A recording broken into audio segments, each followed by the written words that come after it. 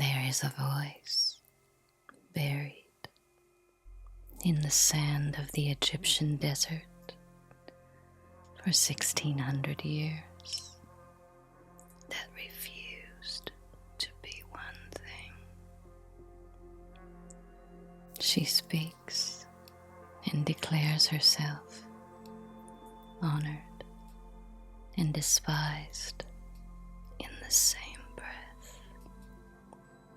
Virgin and mother in the same line. The wife and the virgin. The one who is sinless and the root from which sin grows. Wisdom itself, merged completely with ignorance.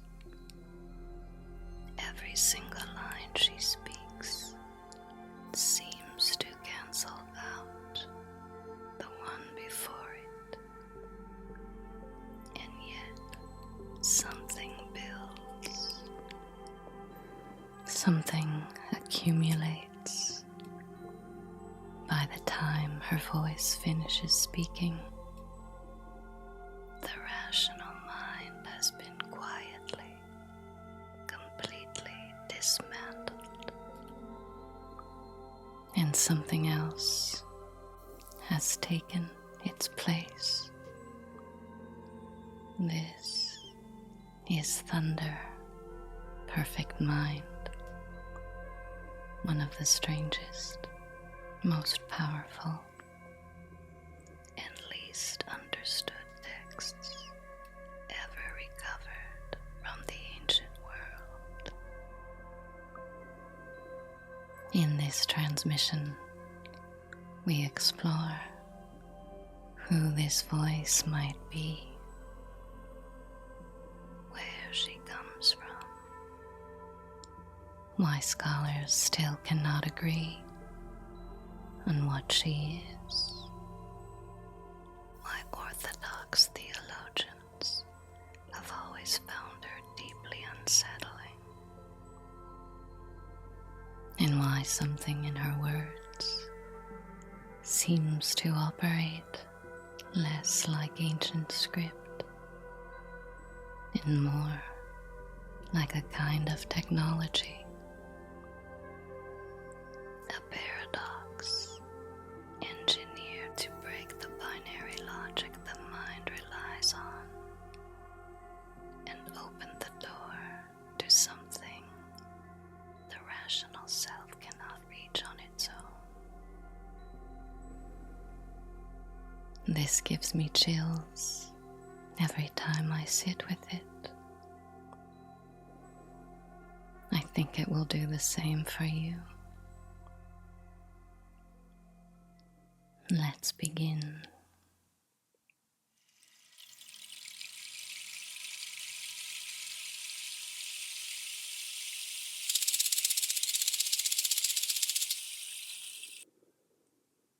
In 1945, alongside the Gospel of Philip, the Gospel of Thomas, the Apocryphon of John, and the other extraordinary text buried near the Nag Hammadi,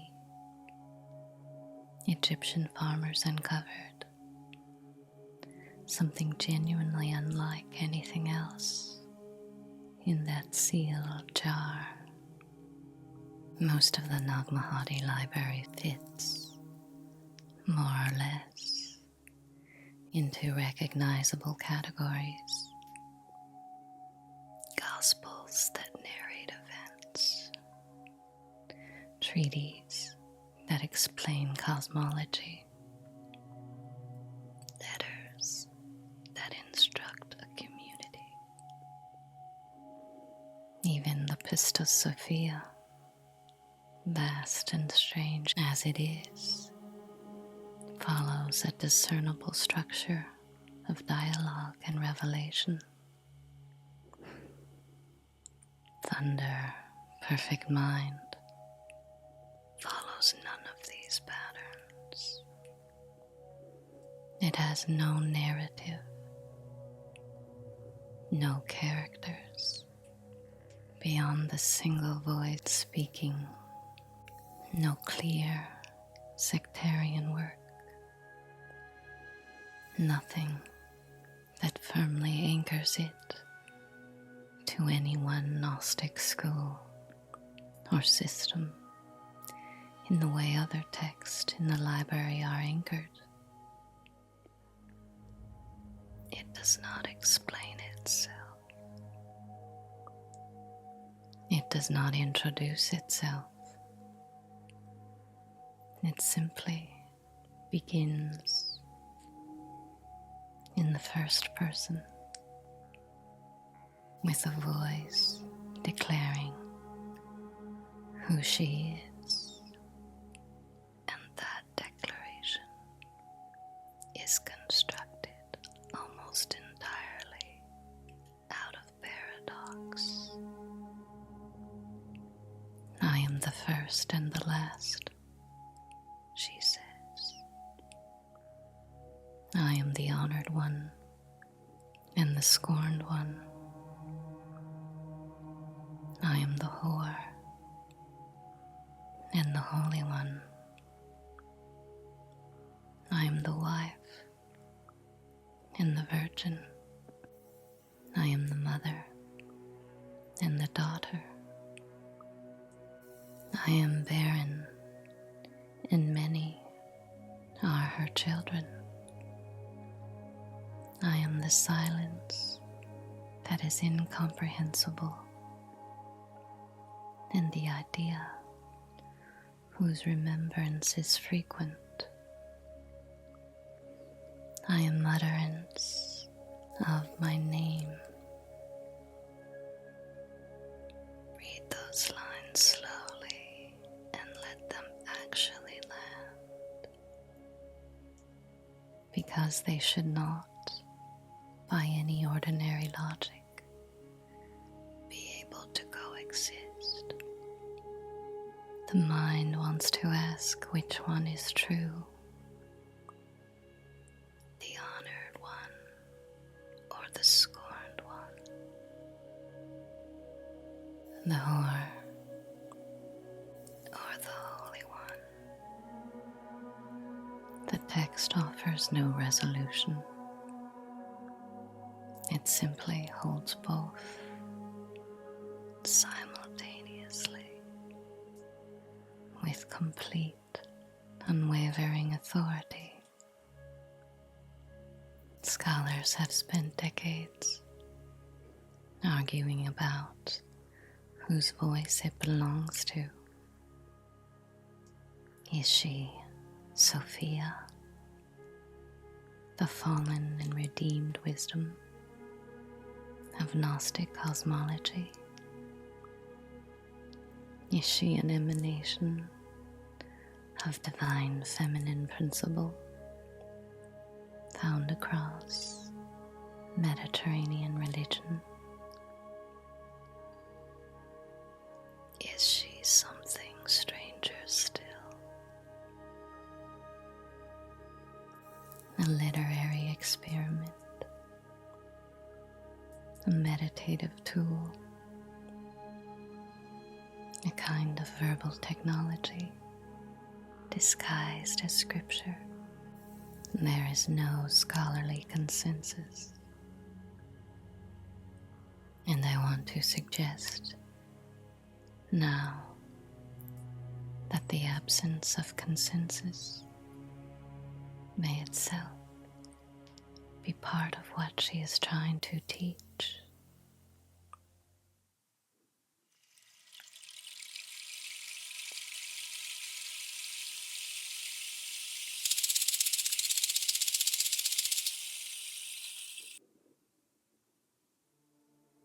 To understand thunder, perfect mind, more fully, it helps to look backward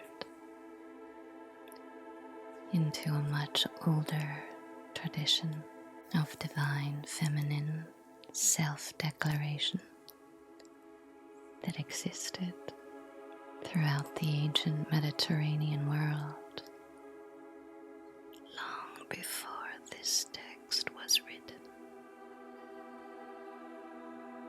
These declarations are called Aretalogy,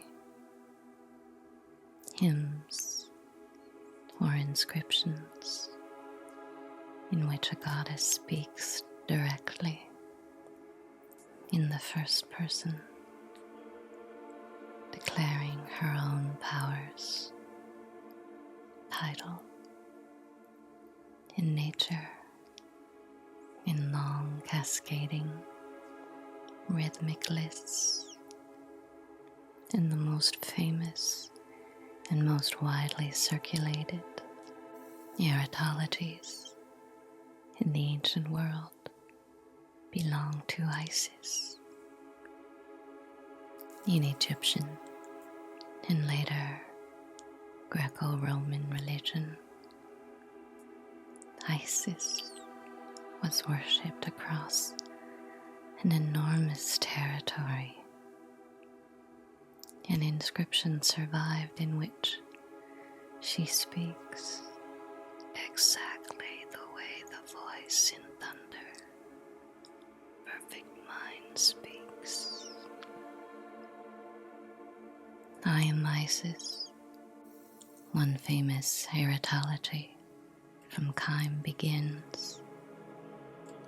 I am the ruler of all lands. I divided the earth from the heaven. I made strong the right. I brought together woman and man. I ordained that woman should bring their infants to birth. I am she, who she is called divine among women. Notice the structure, not narrative, not explanation. Declaration after declaration, first person, building a portrait of total paradoxical, all-encompassing power through sheer accumulation rather than logical argument. This is not coincidence.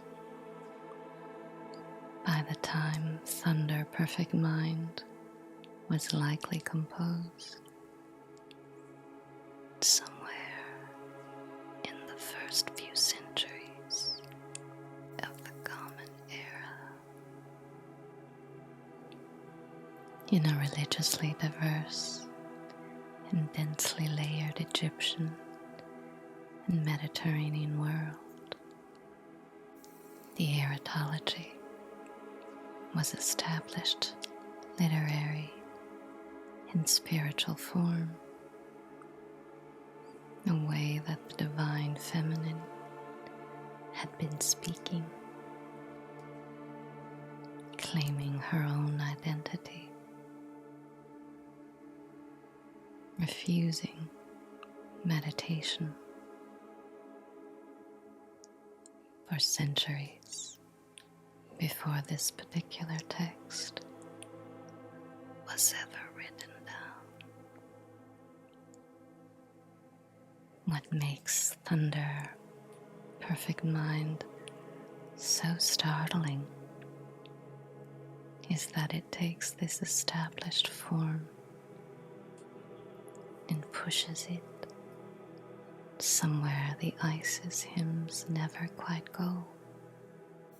Isis declares her powers. The voice in Thunder Perfect Mind declares her contradictions.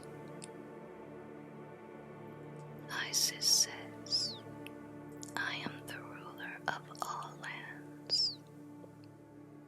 The voice in our text says, I am the whore and the Holy One in the very same breath. She inherits the form of the goddess who speaks, and then she breaks it open from the inside.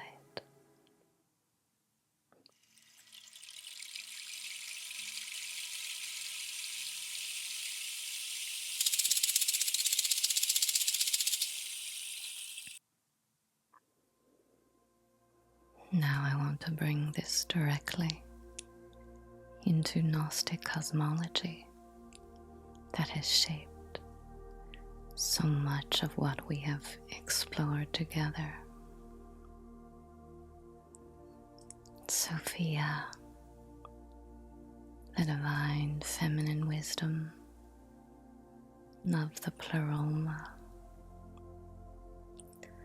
occupies one of the most paradoxical positions in the entire Gnostic mythos.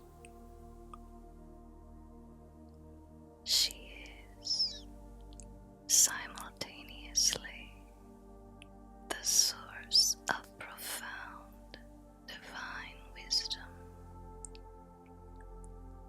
and the unintentional cause of the entire fallen world.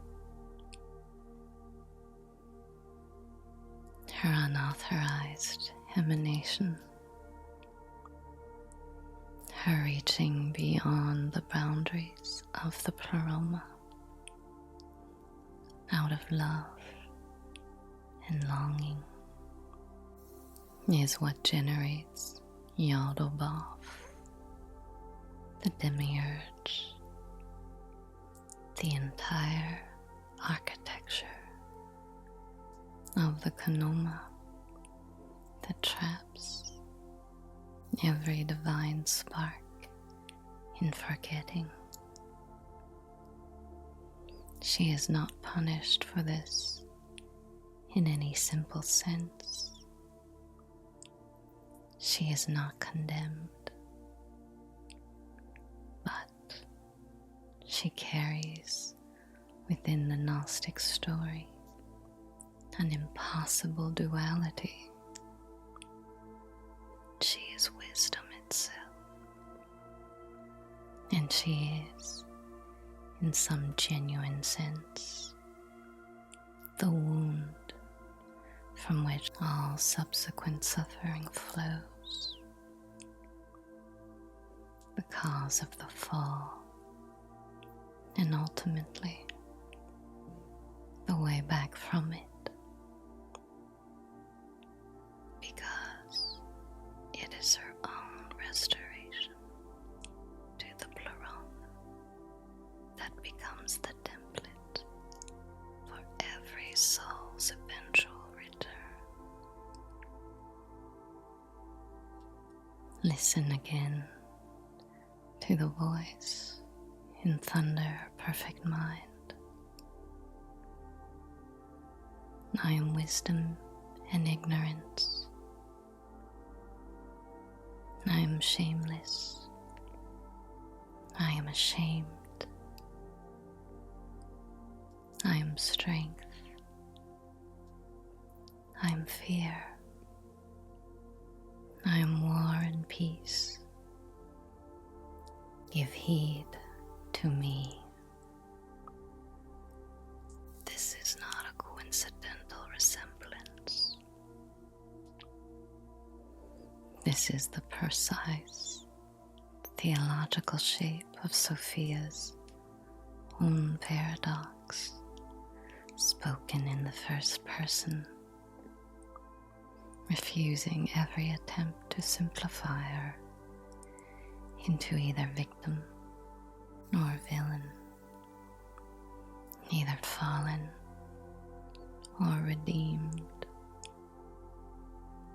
either the cause of the wound or its healing. Some scholars do connect this voice directly to Sophia. Others resist that identification noting the text's lack of explicit Gnostic vocabulary, but whether or not the historical author intended a direct one-to-one identification, the resonance is too precise to ignore. This is what it sounds like when Sophia refuses to apologize for her own complexity, when the divine feminine principle that both wounds and heals, the cosmos speaks for herself in her own voice without asking anyone's permission to contain multitudes. She is not choosing between wisdom and ignorance. She is declaring that she has always been both, and that the demand to choose was never hers to honor.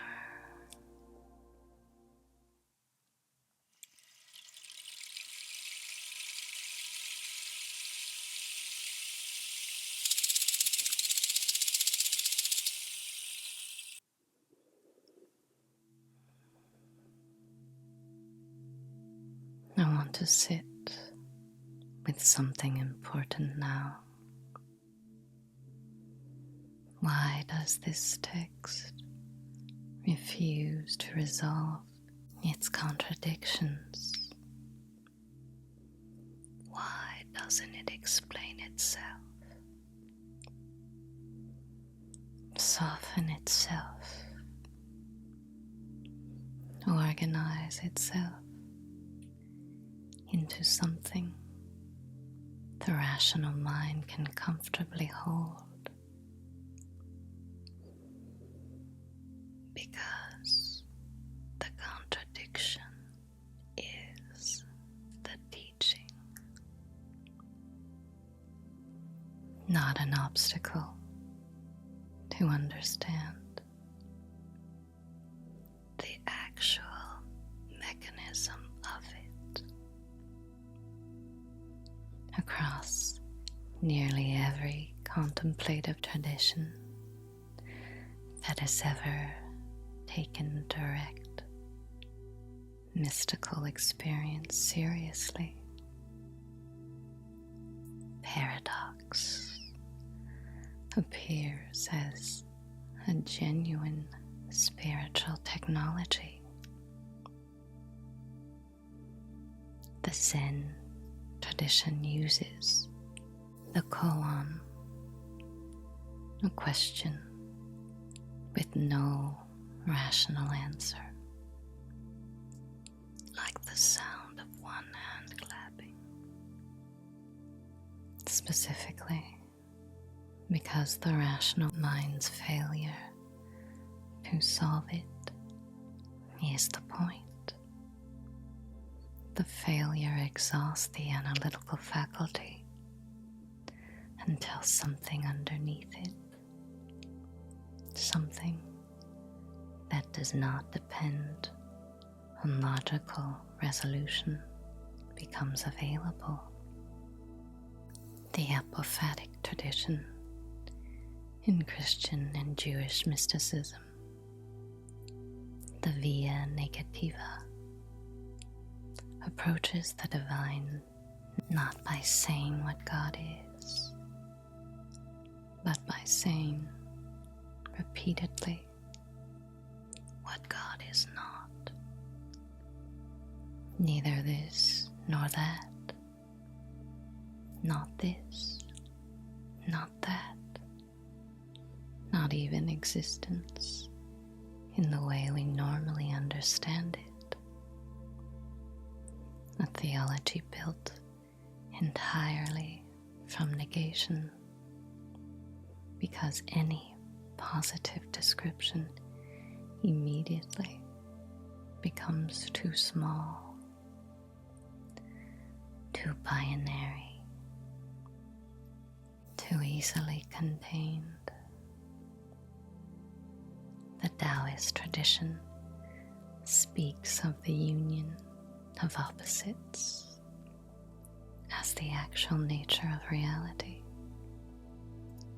Yin contains the seed of yang, and yang contains the seed of yin, and the attempt to separate them into pure, uncontaminated categories is itself the illusion. Thunder, perfect mind, operates by the same mechanism, but with a startling directness that the koan and the apophatic tradition usually approach more obliquely. I am the whore, and the Holy One is not a riddle to be solved. It is a direct assault on the binary structure that the rational mind uses to organize reality into safe, separate, non-contradictory categories. And here's where this connects back to everything we have explored about the demiurge, Yaldo Both, the architect of the Konoma, operates through exactly this kind of binary either or logic, good or evil, worthy or unworthy, sinner or saint. The entire archonic system depends on categories that hold still long enough to be policed, judged, and controlled. A soul that believes it must be only one thing, only good, only spiritual, only strong, only certain, is a soul that has accepted the demiurge's logic prison as the shape of reality itself. The voice in thunder, perfect mind, refuses that prison completely by embodying every opposite simultaneously and with total authority. She reveals that the binary itself, the demand to choose, to resolve, to be only one thing, was never a fundamental law of the cosmos. It was always the demiurge's particular invention, a control mechanism mistaken for reality. When the rational mind reaches the limit of what it can logically hold, when I am the whore and the Holy One refuses to resolve into a comfortable single meaning. Something cracks open, not understanding in the ordinary sense, something closer to what we have called Gnosis throughout these transmissions, a direct knowing that exists prior to and beneath the binary structure that the mind usually relies on. This is why those who sit with this text seriously often report something like a temporal distortion, a sense that the world exists slightly outside ordinary, linear, logical time, because in a very real sense they do. They are not describing a sequence of facts that builds toward a conclusion.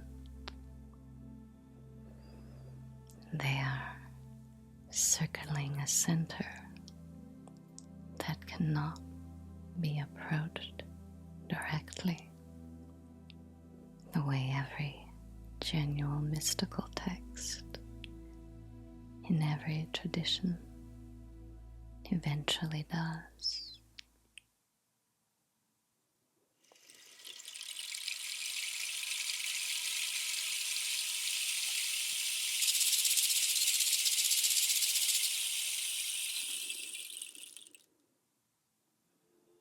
I want to slow down now. Let's actually sit with her words rather than analyze them from a distance. Let each line breathe before we move to the next. I am the first and the last. Hold that for a moment.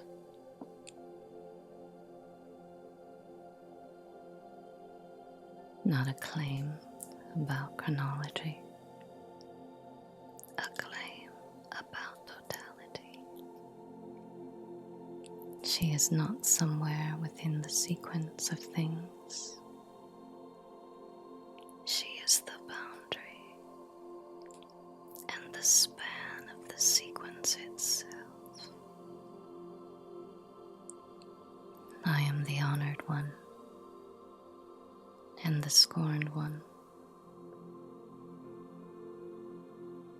Every soul that has ever been celebrated in one context and dismissed in another. Every woman in particular who has ever been both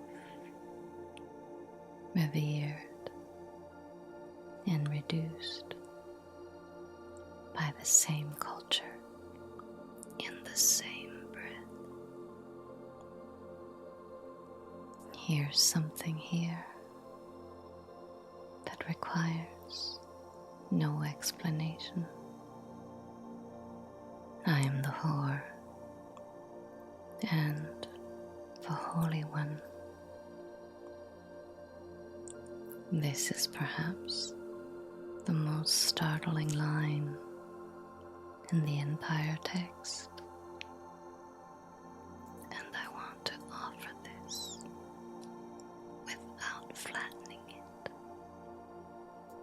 She is not saying that holiness and what culture calls shame are secretly the same thing in some simple sense. She is saying that the categories themselves, the very act of dividing women, dividing souls,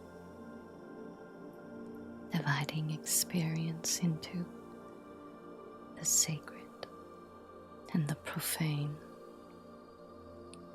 was always a construction. A construction she refuses to be contained by, even as she acknowledges having been placed inside it. I am the wife and the virgin. Again, not literal simultaneity in the ordinary sense, but a refusal of the demand that a woman, that a soul, must choose a single fixed identity and remain inside it forever. I am the mother and the daughter. The lineage is not linear here. She is both the source and what comes from the source,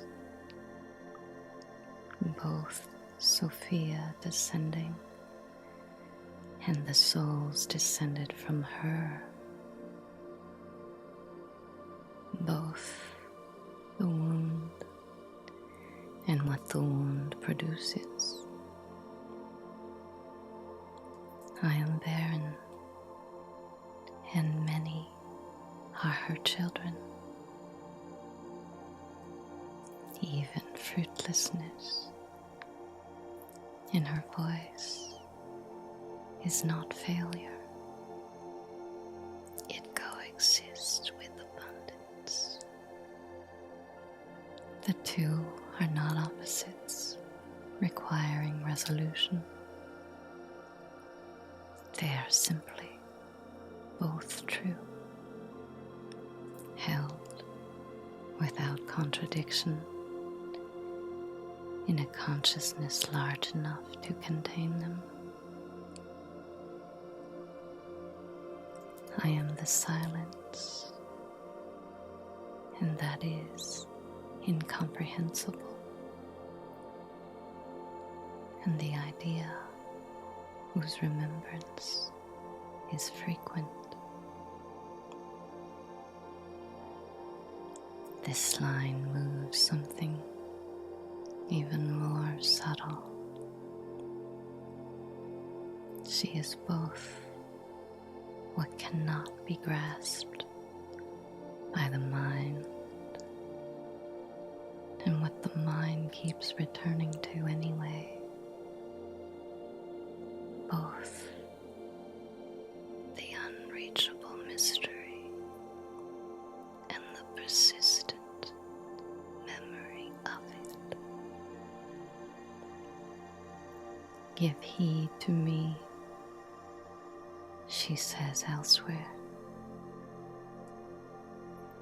I am she who is disgraced, and she who is great.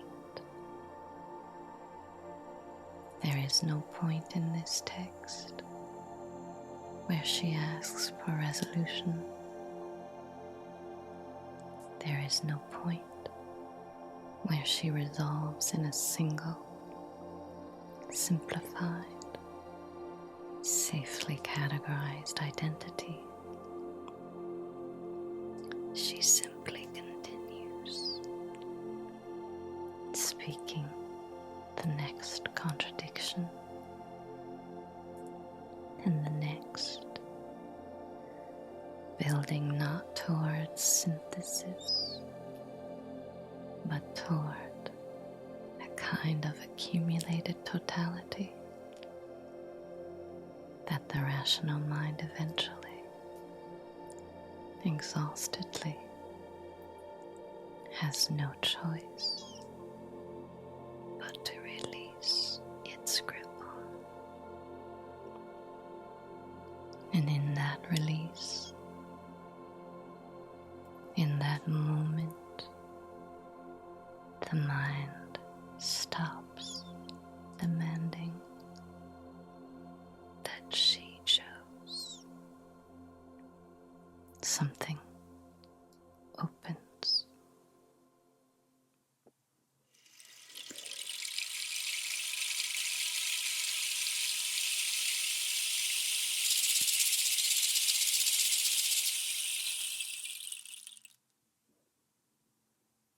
I want to bring this directly into your own life now,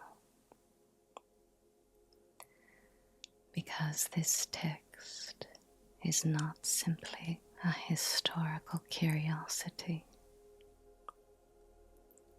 It is, I believe, a genuine spiritual practice disguised as ancient poetry.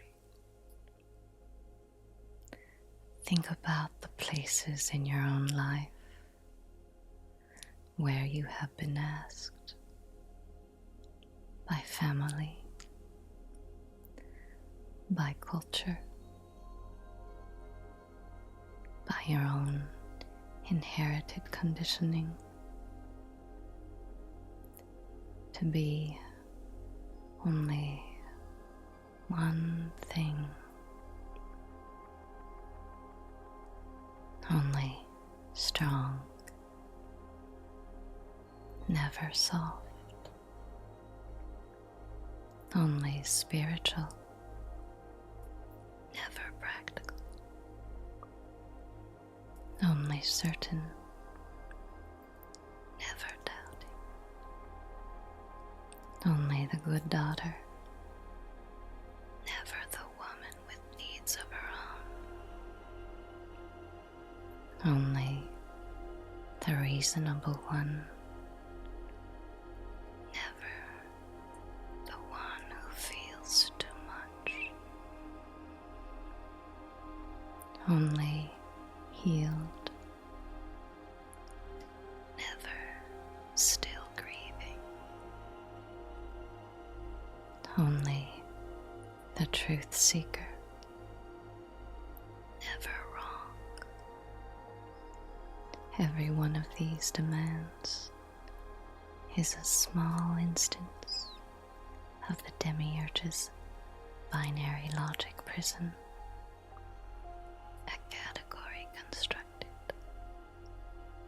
policed, and enforced by others,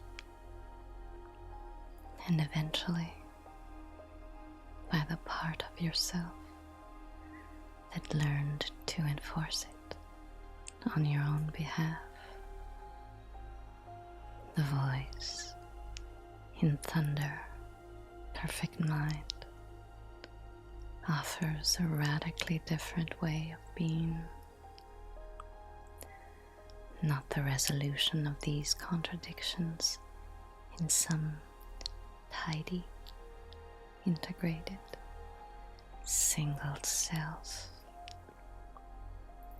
but the full, unapologetic, simultaneous holding of all of it.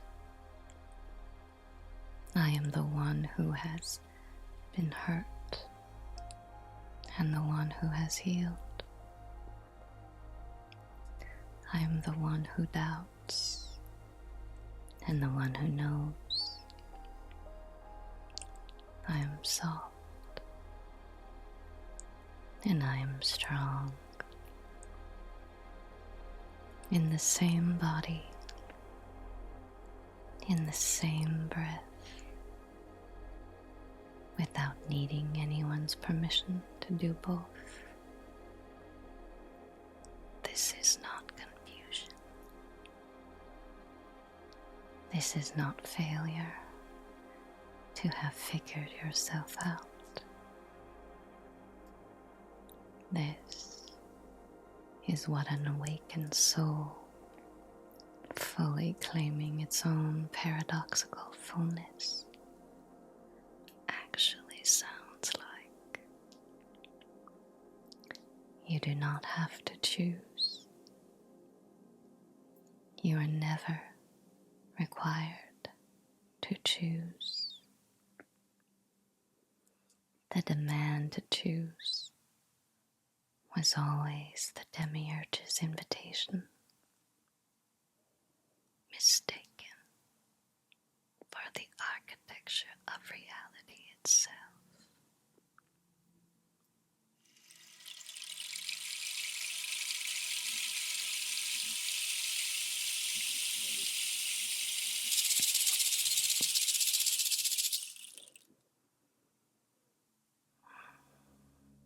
I do not want to close this transmission with resolution. That would betray everything the text itself is teaching. She is not a figure left in the Egyptian desert, recovered once, and then safely filed away into scholarship. She is not simply Sophia, nor simply Isis, nor simply a literary curiosity from the ancient world. She is part of every listener that refuses to be reduced to a single, simplified, easily managed category. The part that has always known itself to be far more than the binary the world has tried to impose. The part that is, even now, both the one asking these questions and the one who already knows the answers that cannot be spoken in ordinary language. Give heed to me, she says, and perhaps the most honest response available to us is not understanding in the conventional sense. Perhaps it is simply this: to stop demanding that that you resolve into something smaller